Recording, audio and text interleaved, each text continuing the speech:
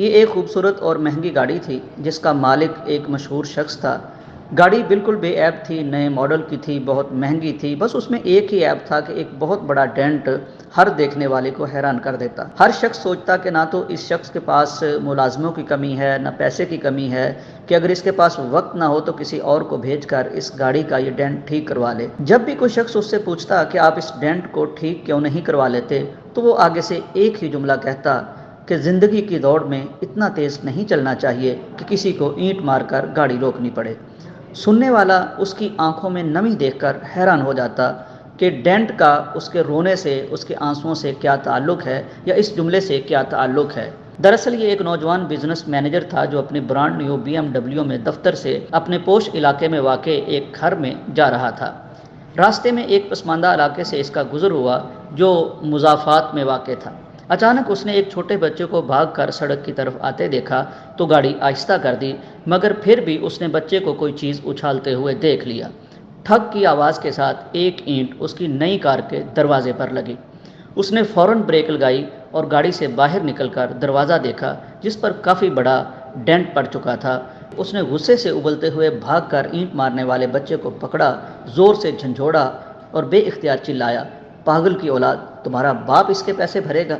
میلی کچیلی shirt پہنے بچے کے چہرے پر ندامت اور بے چارگی کے ملے جلے تاثرات تھے۔ سائیں، مجھے کچھ نہیں پتا، میں اور کیا کروں؟ میں ہاتھ اٹھا کر بھاگتا رہا مگر کسی نے میری بات نہیں سنی۔ اس نے ٹوٹی پھوٹی اردو میں کچھ کہا۔ اچانک اس کی آنکھوں سے آنسو بہنے لگے اور سڑک کے ایک نشیبی علاقے کی جانب اس نے اشارہ کیا۔ ادھر میرا ابا گرا پڑا ہے، اس کا وزن بہت زیادہ ہے، میں بہت چھوٹا ہوں، وہ مجھ سے اٹھایا نہیں جا رہا، میں کیا کرتا سائیں؟ بزنس ایگزیکٹو کے چہرے پر ایک حیرانی آئی اور وہ بچے کے ساتھ ہو لیا۔ چلتے چلتے نشیبی علاقے کی طرف پہنچے تو اس نے دیکھا ایک معذور شخص اوندے منہ مٹی میں پڑا ہوا تھا اور ساتھ ہی ایک ویل چیئر گری پڑی تھی۔ ایسا دکھائی دے رہا تھا کہ شاید وزن کے باعث بچے سے ویل چیئر سنبھالی نہیں گئی اور نیچے آ گری۔ ویل چیئر کے ساتھ ہی جہاں وہ معذور شخص گرا پڑا تھا پکے ہوئے چاول بھی گرے پڑے تھے جو شاید باپ بیٹا کہیں سے مانگ کر لائے تھے۔ سائیں، مہربانی کرو، میرے ابے کو اٹھوا کر کرسی پر بٹھا دو، لجاجت سے اس ننھے بچے نے کہا تو جوان ایگزیکٹو کے گلے میں جیسے پھندا سا لگ گیا۔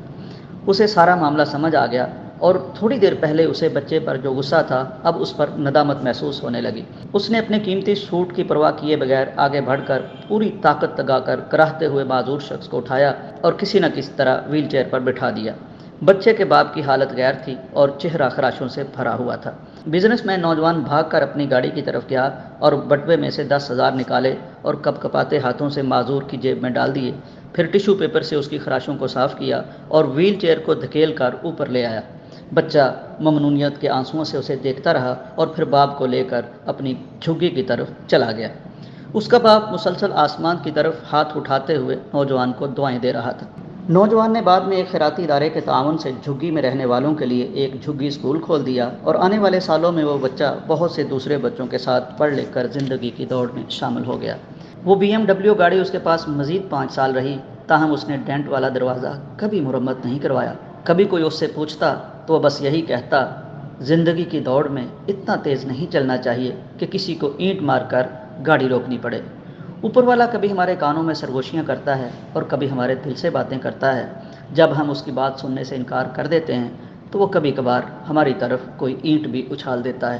ناظرین اکرام، آپ کی زندگی میں جب بھی کبھی چلتے چلتے زندگی کے اچھے طریقے سے رواں رہتے ہوئے کوئی اینٹ، کوئی روڑا، کوئی رکاوٹ آپ کی زندگی میں آئے تو ایک نظر ادھر ادھر ضرور دیکھ لیجئے گا۔ ہو سکتا ہے کسی ویل چیئر سے کوئی معذور گرا پڑا ہو اور وہ آپ کی توجہ کا منتظر ہو، اور اس کے ساتھ ہی کوئی معصوم بچہ آپ کی طرف للچائی ہوئی، لجاجت بھری نظروں سے دیکھ رہا ہو۔ یہ زندگی ایسی ہی ہے، اس میں اگر ہمیں BMW مل جاتی ہے تو پھر ساتھ کچھ اور لوگ بھی ہوتے ہیں جو ہماری طرف دیکھتے ہیں، جو ہماری راہ تکتے ہیں، جو ہماری مدد کے منتظر ہوتے ہیں۔ اللہ ہمیں اس کی توفیق دے۔